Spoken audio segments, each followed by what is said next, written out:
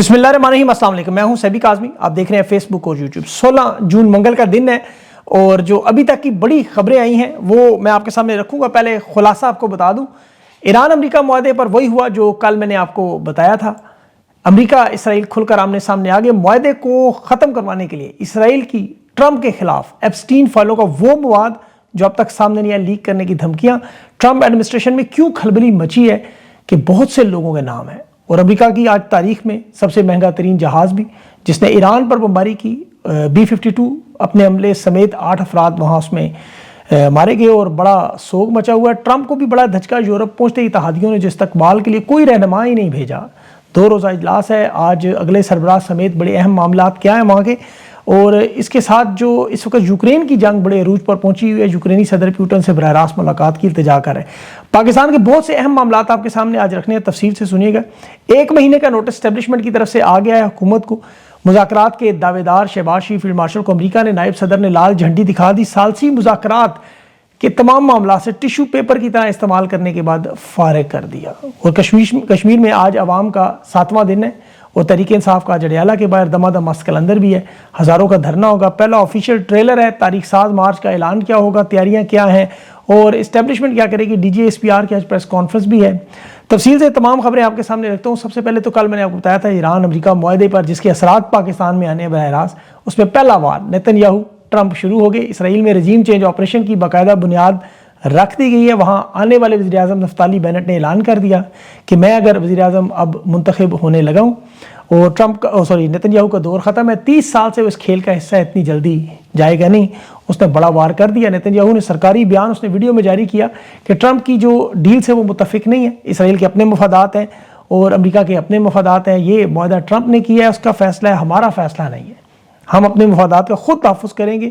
اور اس بیان کے بعد جو میں نے آپ کو بتایا تھا کل بھی اسرائیلی موساد جو وائٹ ہاؤس تک پہنچی ہوئی ہے، انہوں نے ٹرمپ کے خلاف جو ابھی اس کی جیفری ایپسٹین کی فائلیں تھیں جو منظر عام پر نہیں آئیں، جن سے ان کی حکومت گرنے کا معاملہ ہے، ٹرمپ کے ساتھ اس کے ایڈمنسٹریشن کے وہ لوگ جو اس حکومت کا حصہ ہیں، اور یہ خود اسرائیل کے موساد کے انٹیلیجنس افسر ہیں ایری بن مناشے، اس نے ابھی انکشاف کیا ہے معاہدہ روکنے کے لیے ہم اس حد تک جائیں گے اور ہمارے پاس مزید بھی بہت سے ایسے کارڈز ہیں جو ہم نے ابھی استعمال نہیں کیے۔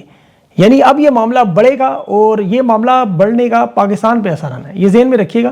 اب دنیا بھر کے ماہرین دیکھیں، امریکہ اور یورپی ماہرین، تبصرہ نگار جو ہے، سیاسی پنڈت سے، وہ اب اس بات پہ تو متفق ہے کہ ٹرمپ اس وقت امریکہ کی تاریخ کا انتہائی کمزور ترین صدر بن گیا ہے۔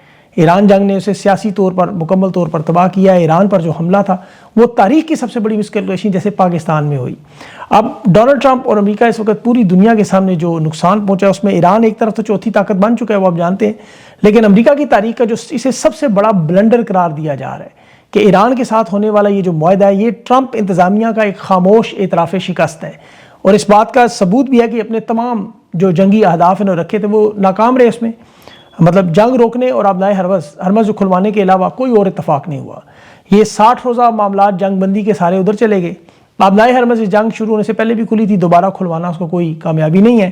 $30 ارب کا خرچہ ہے، ہزاروں جانوں کا نقصان ہے، فوجی ساز و سامان کا $1 کروڑ کا نقصان الگ ہے۔ اور جو ٹرمپ کے اعلان کردہ مقاصد تھے جس میں بہت بڑے نقصانات، ایک تو بھی آج ان کا B-52 بھی جو ایران پر تاریخی بمباری کرنے والا ان کا ایک فلیگ شپ بڑا پروجیکٹ، اس کا جہاز B-52 جس کی $100 ملین سے زیادہ مہنگا تیار ہے، اور یہ آج اڑنے سے پہلے ہی ٹھوس کر گیا اور 8 لوگ بھی اس میں مارے گئے۔ ظاہر پتہ نہیں مودی کی بدوائیں لگیں، لیکن بہرحال یہ جو ایران پر ابھی ٹومو ہاک میزائل بھی مارے گئے، وہ بھی کچھ میزائل پھٹے نہیں، اور ایران نے اب انہیں ریورس انجینئرنگ سے روس اور چین کی مدد سے اپنی میزائلوں کی کھیپ میں نئے میزائل بھی شامل کرنی۔ ٹومو ہاک میزائل یاد رکھیں امریکہ کا سب سے بڑا میزائل ہتھیار ہے۔ اچھا، ان کے جو 5 بڑے مقاصد تھے، دیکھیں ایران کا جوہری پروگرام جو اب مستقبل میں زیر بحث آئے گا، یہ تباہ نہیں ہو سکا۔ ایران کی حکومت رجیم چینج تبدیلی کی کوشش، وہاں سپریم لیڈر اور اعلیٰ فوجی کمانڈر شہید ہونے کے باوجود جو مزید نئے سخت گیر شخصیات آئیں جو کسی سمجھوتے کے موڈ میں نہیں اور وہ اپنے مطالبات منوانے میں کامیاب۔ ایران کے بیلسٹک پروگرام کی تباہی کا جس کا خود امریکی انٹیلیجنس کا نہیں 70% تو میزائل استعمال کے قابل ہیں۔ ایران کے اتحادی گروپ ان کی جو پراکسیز ہیں محدود کرنے کا، وہ دور دور تک معاہدے کا حصہ نہیں ہے۔ تو ایک ایسا معاہدہ کرنا جو امریکہ کے لیے کسی قسم کی کوئی کامیابی نہیں، اور سب سے بڑھ کر ظاہر ہے ایران کی عوام جو ان کی لیڈرشپ اور فوج پاسداران انقلاب وغیرہ کے ساتھ کھڑے ہیں، ان کے درمیان جو نفرت کی کوشش جو پاکستان میں کامیاب ہوگی ہے، ایران میں نہیں ہو سکی۔ اب اس میں سب سے بڑی ناکامی ان کی یہ کہ ایران کی آج جو قوم ہے، عوام ہے، وہ پہلے سے زیادہ مضبوط ہے۔ اب ٹرمپ کو ایک کاغذ چاہیے تھا، اس جنگ سے نکلنے کا ایک راستہ چاہیے تھا، عالمی معیشت جو شدید بحران کا شکار تھی اسے بچانے کا ایک موقع، پھر اپنے مڈ ٹرم الیکشن میں سیاسی پوزیشن پر فوکس کرنے کا وقت ضرور ملا۔ اس کے علاوہ ڈونلڈ ٹرمپ کو کچھ بھی نہیں ملا، البتہ ایران کو بہت کچھ مل گیا۔ ابھی جو تازہ ترین معاہدے کے بعد ایک طرف تو آبنائے ہرمز پر جو دنیا کا 5واں حصے کی تیل سپلائی ہے اس پر کنٹرول جو مستقبل میں بھی جاری رہے گا، جو آئندہ کے مذاکرات ہیں اب اس میں ایران دوبارہ پہلے سے زیادہ سخت موقف کے ساتھ آئے گا، اور جہاں تک ایران کے $300 ارب کی ادائیگی کا معاملہ تھا وہ امریکی نائب صدر جے ڈی وینس نے کنفرم کیا کہ جنگ کے نقصان میں $300 ارب ایران کو ہم دینے پر تیار ہیں۔ اور اس کے علاوہ جو ابھی تازہ ترین عرب امارات نے $20 ارب ٹوٹل ایران کو دینے ہیں، اس میں $3 ارب پہنچا دیے ہیں۔ پہلے انہوں نے تردید کی تھی، لیکن اب دوبارہ انہوں نے کہا کہ نہیں $20 ارب ہم دیں گے، اور یہ $300 ارب ہیں وہ الگ ہیں تعمیر نو کے فنڈ پر جو باقی خلیجی ممالک مل کر دیں گے، امریکہ کے ساتھ حصہ ڈالیں گے۔ نام اس کا انہوں نے تاوان کی جگہ تعمیر نو رکھ دیا، نام جو مرضی رکھیں، جیسے اسلام آباد معاہدہ رکھ لے کروائیں جنیوا میں، تو نام سے کوئی فرق نہیں پڑتا۔ ایران کو انہیں تاوان البتہ ادا کرنا پڑ رہا ہے۔ پہلے یہی پیسہ بورڈ آف پیس میں اکٹھا کرنا تھا، غزہ کی تعمیر نو پر ٹرمپ کے پاس جانا تھا، اب یہ جا رہا ہے ایران کے پاس۔ اب یہ اتنا بڑا نقصان ہے، اور یہ صرف عرب امارات نہیں بلکہ جو امریکہ نے خفیہ طور پر قطر سے جو تہران کو رقم کی منتقلی کی کہ آبنائے ہرمز میں بحری آمد و رفت کھول سکیں تاکہ عالمی توانائی کی قیمتوں کو کم کر سکیں، یہ باقاعدہ ابھی اسرائیل کے اخبارات نے آج انکشاف بھی کیا ہے کہ یہ عرب ممالک نے ایک کریڈٹ لائن $1 ارب کی بھی ایران کے لیے کھول دی ہے۔ اب ٹرمپ جو اپنی بچی کچی ساکھ بچانے کے لیے یورپ کی طرف ان اتحادیوں کی طرف جنہیں یہ ذلیل کرتا رہا، G7 کے اجلاس میں پہلے جنیوا سوئٹزرلینڈ اور پھر فرانس پہنچا، لیکن وہاں انہوں نے آج اپنا بدلہ لیا، اور بڑی عجیب و غریب تاریخ، ٹرمپ کو ایئرپورٹ پہ لینے ہی کوئی نہیں آیا، استقبال ہی نہیں آیا، سیڑھیاں اترتے ہوئے اس کی جنیوا میں دیکھ لیں، 2 لوگوں سے ہاتھ ملانا اور پھر فرانس میں بعد میں صدر سے ملنا، تو یہ انہوں نے ظاہر اپنا بدلہ بھی لیا ہے۔ اب ٹرمپ یورپ کو قابو کرنے کے لیے ظاہر ہے فوکس اپنا روس یوکرین کی جنگ کی طرف لے کے جا رہا ہے، اور یہ سارے معاملات میں آپ کو کیوں بتا رہا ہوں، میں آگے چل کے بتاتا ہوں۔ G7 کا اجلاس ہے، یہاں یورپی ممالک نے برطانیہ اور روس پر نئی پابندیوں کا پیکج کا اعلان کرنا ہے، اور اب ٹرمپ کے لیے یہ بھی بہت بڑا مشکل مرحلہ ہے کہ پیوٹن کا ساتھ نہ دیا تو اقوام متحدہ میں ایران کے معاہدے پر بھی مشکل ہوگی، اور یوکرین کی جنگ کا خاتمہ۔ لیکن یہاں یوکرین کی جنگ میں دیکھیں نیا موڑ، آج پھر روس پر شدید حملے ہوئے، اور تیسری بڑی عالمی ان کی جو ریفائنری ہے کارپٹینکو، وہاں پر روس کی تیل کی تنصیبات کو شدید نقصان پہنچا ہے۔ اب ڈونلڈ ٹرمپ کی کوشش یہی ہے کہ یورپ کسی طرح دوبارہ حمایت کرے، جس پہ یوکرین کے صدر نے تو کہہ دیا کہ وہ پیوٹن سے ملاقات کے لیے امریکہ تیار ہے۔ اب یہ سارا معاملہ آپ کو بتانے کا مقصد کیا ہے، ٹرمپ گرا تو یہ گئی۔ پاکستان میں آپ کو پتہ ہے شہباز شریف فیلڈ مارشل کریڈٹ لے رہے ہیں، ٹرمپ کے ساتھ درخواست کی جا رہی ہے کہ معاہدہ ایران جو ہے وہ جنیوا میں کروا لیں، لیکن نام اسلام آباد معاہدہ رکھیں۔ ہم نے آپ کو فیس سیونگ دی، سیف ایگزٹ دلوائی، اب کچھ فیس تو ادا کریں۔ لیکن یہ بدقسمتی کہ یہ کام پورا ہوتے ہی، جس طرح ٹیشو پیپر استعمال کے بعد ضرورت نہیں پڑتی، یہی کام اب امریکی نائب صدر نے کے ساتھ کر دیا۔ ثالثی مذاکرات کا کریڈٹ دونا تو چھوڑیں، اس نے مائنس ہی کر دیا۔ جے ڈی وینس نے جو نائب صدر ہے اس نے CNBC کو انٹرویو میں صاف صاف کہا کہ اب ہمیں ایران سے بات چیت کرنے کے لیے کسی ثالث کی ضرورت نہیں ہے، کوئی درمیانی لوگ نہیں چاہیے، ہم براہ راست بات کریں، اور اب ہمیں پتہ ہے کہ سچ اور جھوٹ کس میں کیا بولا جا رہا ہے۔ یہ آپ کو پتہ ہے اس کی وجہ کیا ہے کہ ابھی یہ خود بات کیوں کر رہے ہیں، اور یہ پیغام انہوں نے کیوں دیا کہ ان کے پاس جو خبریں تھیں کہ ایران ایٹمی تجربہ کرنے جا رہا ہے، ایران کے پاس ایٹمی ہتھیار موجود ہے، ایران نے کہا ایسا کوئی معاملہ نہیں، امریکہ نے بھی تفتیش کی۔ اب یہ اسحاق ڈار کی مارکو روبیو سے ملاقات کے بعد انٹرنیشنل خبریں تھیں، آپ کو یاد ہوگا۔ اب امریکہ کو ظاہر ہے پتہ چل گیا یہ تو گیم ہوگی، یہاں یہ اچھل کر پاگل ہو رہے تھے کہ نوبل امن انعام ہمیں دیں، امریکہ نے کام ختم ہونے پر سائڈ پہ کر دیا، جس کے بعد اب پاکستان میں بہت کچھ ہونا ہے۔ یہ چھوٹی موٹی امداد دے کے شاید انہیں ٹپ دے کے سائڈ پہ کرتے، لیکن یہ ثالثی مذاکرات میں کردار ہی ختم کرنا یہ بڑا خطرناک مال۔ بے شک انہیں بلا لیں جنیوا میں، لیکن اس نے بات کر دی جو کرنی تھی۔ اب کامن سینس سے دیکھیں، 2 فریقوں پر اثر و رسوخ رکھنے والے فیلڈ مارشل تو نہیں ہو سکتے، وہ ایران یا امریکہ پہ ان کا کوئی اثر و رسوخ نہیں ہے۔ ایران کے اگر یہ حامی بننے کا دعویٰ کریں تو ٹرمپ کے ساتھ بورڈ آف پیس میں کھڑے تھے، ایران کے تو حامی نہیں ہوئے، پھر 16,000 حملے ایران پر ہوئے، تو ایران امریکہ کی جنگ میں ثالثی جنگ بندی کے لیے مجبور تو نہیں کر سکتے۔ اگر یہ اتنے طاقتور ہوتے تو پھر غزہ میں جو بورڈ آف پیس بنا کے سیز فائر کروایا، آپ کو غزہ میں سیز فائر نظر آیا؟ 400 سے زیادہ تو حملے وہاں ہو گئے، 1000 سے زیادہ لوگ وہاں شہید ہو گئے۔ کیا فلسطین یا غزہ مسلمان نہیں ہے، یا ان کی ثالثی وہاں نہیں چلتی؟ یہ جنگ بندی ایران والی ایران نے خود کی ہے، یہ معاہدہ بھی خود کیا ہے۔ یہ ایک ڈاکیے کے طور پر ضرور پیغام لے کے جاتے رہے آتے رہے، لیکن اس سے زیادہ ان کا کردار نہیں تھا۔ اب ان کی بدقسمتی یہ ہے کہ ڈونلڈ ٹرمپ جیسا لیڈر نہیں ملا۔ ورنہ امریکہ نے جب بھی ایسی سفارتکاری ان کے لیے کی ہے تو کچھ نہ کچھ انعام ضرور دیا ہے. فیلڈ مارشل ایوب خان نے 2 بڑے اہم مغربی اتحادوں میں شمولیت اختیار کی. سیٹو اتحاد 1954 میں کمیونزم یعنی یہ جو سوویت یونین کو روکنے کے لیے بنا, اس میں امریکہ, برطانیہ, France, Australia, New Zealand, Thailand, Philippines یہ سارے موجود تھے, پاکستان شامل ہوا, بہت بڑا اتحاد بنایا گیا. پھر سینٹو جو بنا, جو بعد میں بغداد پیکٹ بھی سے کہتے ہیں, 1955 میں وہاں بھی برطانیہ, ترکی, ایران, پاکستان سب شامل تھے. بعد میں عراق نکل گیا تھا, لیکن سوویت یونین کے خلاف یہ جو فیلڈ مارشل نے آئزن پاور صدر کو اس کی جو وہ بوٹ پالش کی تھی, اور بعد میں جان ایف کینیڈی نے بھی بوٹ چمکوائے فیلڈ مارشل سے اس دور کے, اور ایوب خان کو اس کے بدلے میں اربوں ڈالرز کی مالی اور ترقیاتی امداد ملی. اس کے ایوب خان کے دور کو ترقی کی دہائی کہا جاتا ہے. معیشت میں بڑی تیزی سے بڑھی, مغربی دنیا میں امریکہ تک پاکستان کو رسائی ہوئی, ان کے اتحاد ہوئے, تجارتی معاہدے ہوئے, بڑا کچھ ہوا, جدید ہتھیار ملتے رہے, بین الاقوامی حمایت ملتی رہی, ترقیاتی فنڈ ملتے رہے. سوائے کشمیر اور بھارت کے خلاف امریکی ضمانت نہیں ملی, باقی سب کچھ ملا. اب یہاں آپ دیکھیں فیلڈ مارشل صاحب کو کیا ملا. 4 سال کے دور میں پاکستان کی تاریخ کے سب سے زیادہ قرضے, پاکستان کی تاریخ کی مہنگائی, تاریخ کی سب سے زیادہ بے روزگاری, بوجھ تلے ہم دبے ہوئے ہیں, اور فارم 47 کے اس اقتدار میں شامل لوگوں کے علاوہ پاکستانیوں کی زندگیاں تباہ ہیں. اقتدار میں لوگوں کو دیکھیں جو ابھی بجٹ کے دنوں میں اپنے ان کی گاڑیاں دیکھی ہیں آتی ہوئی, جہاز ان کے دیکھیں, ان کا رہن سہن دیکھیں, ان کی تنخواہیں دیکھیں, ان کی اپ گریڈ ہوتی گاڑیاں, گھروں میں فرنیچر, ان کی سرجریاں دیکھیں.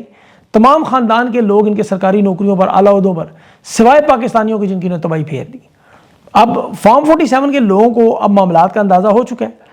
آپ دیکھیں کہ بدماشی کی برطانیہ چھٹی بڑی معیشت ہے, اور وہاں سرکاری پول جو وزراء, مشیروں اور سرکاری عہدیداروں کے لیے پول کی گاڑیاں رکھی جاتی ہیں, اس میں 85 گاڑیاں ہیں, اور یہاں ان بدکردار کرپٹ لوگوں کے لیے 85,000 گاڑیاں سرکاری پول میں. تو انہیں خوش کرتے رہے, لیکن عوام شدید ترین ناراض ہوتے ہوئے نفرت میں چلی گئی.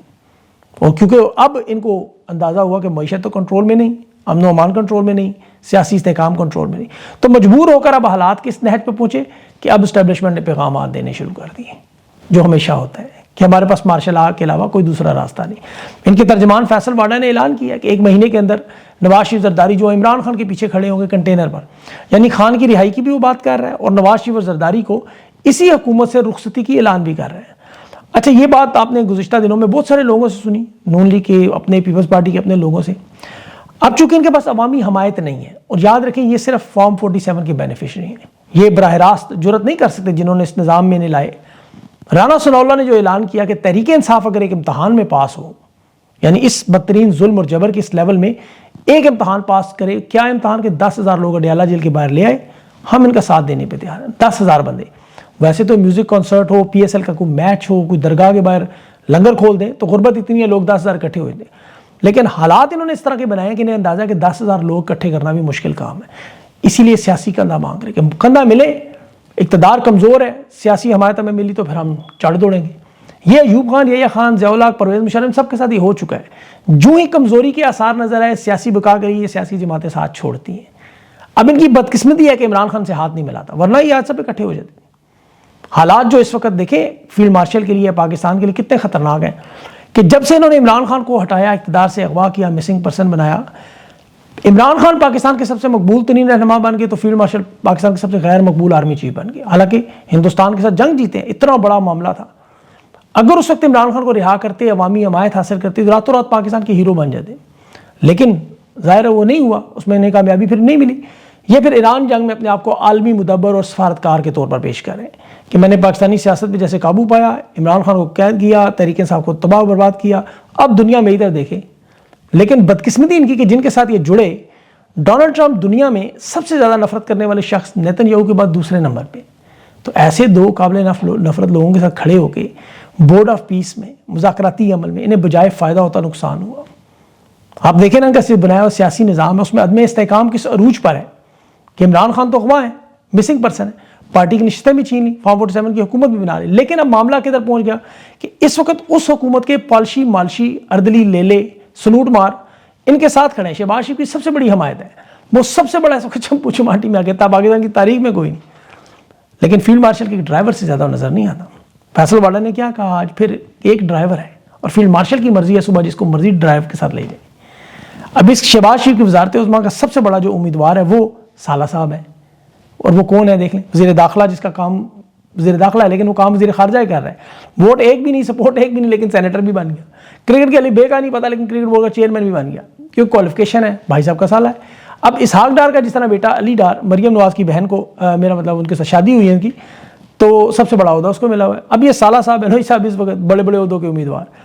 دوسری طرف ان کے اپنے حالات دیکھیں کہ پنجاب میں مریم نواز جو ہے وہ اپنی نشست جیت نہیں سکتی، وہ چوری اور ڈاکے سے وہ وزیر اعلیٰ بنی، وہ وزیر اعظم بننے کی دوڑ میں شامل ہو. اندازہ کریں بلوچستان کا وزیر اعلیٰ سرفراز بگٹی، جسے کسی پارٹی کا ٹکٹ نہیں ملتا، وہ کسی اور پارٹی کے ٹکٹ پر وزارت اعلیٰ میں آگے جانا چاہتا ہے.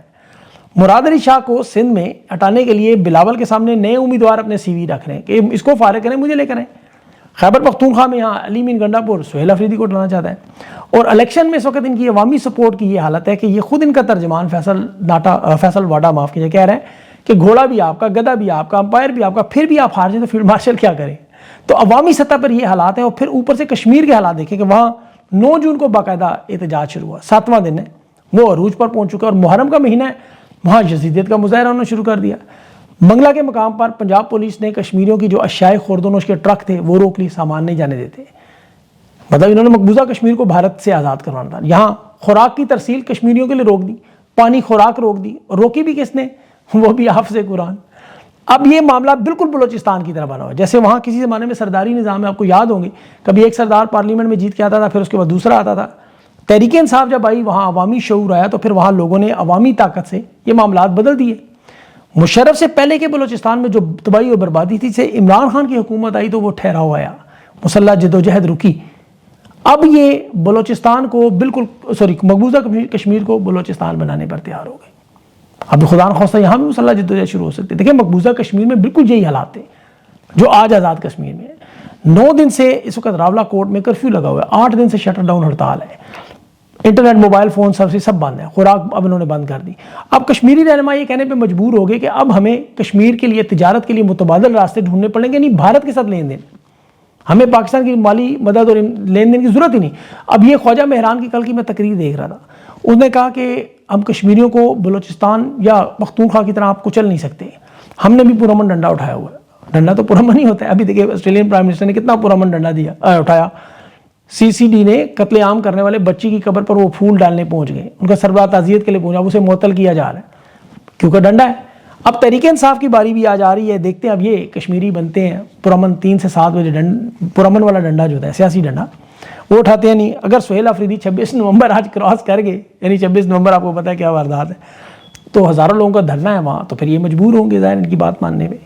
اب ان تمام معاملات پہ علیمہ خان نے بھی ٹویٹ کی ہے، انہوں نے ان تمام ڈیل شیل کی باتوں کو ریجیکٹ کیا ہے، ظاہر ہے وہ سب جانتے ہیں. اور آج جو دیکھنا یہ ان کا پلان ایگزیکیوٹ کیسے ہوتا ہے. اس کے بعد کوئی لانگ مارچ کا معاملہ، کیونکہ جون کا مہینہ بڑا اہم ہے.